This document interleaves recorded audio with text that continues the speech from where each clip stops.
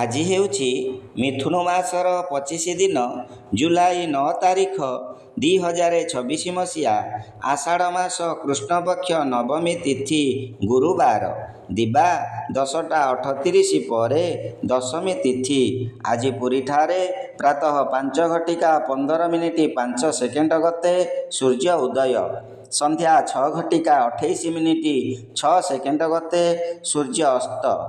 ଆଜିର ଶୁଭକର୍ମ ଅନ୍ନପ୍ରାଶନ, ଚୂଡ଼ାକରଣ, କର୍ଣ୍ଣବେଧ, ଦେବତା ପ୍ରତିଷ୍ଠା, ଗୃହ ଆରମ୍ଭ, ଭୂମି ପୂଜା, ଜଳାଶୟ ଆରମ୍ଭ ପ୍ରତିଷ୍ଠା କରିପାରିବେ।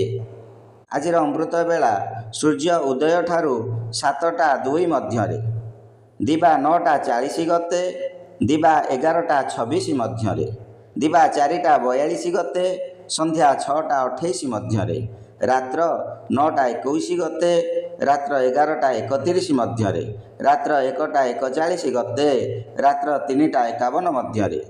ଆଜିର ରାଶିମାନଙ୍କର ଭଲମନ୍ଦ: ମେଷ ରାଶି ସ୍ୱାସ୍ଥ୍ୟରେ ଉନ୍ନତି ହେବ। ବୃଷ ରାଶି ଅଯଥା ଖର୍ଚ୍ଚାନ୍ତ ହୋଇପାରନ୍ତି।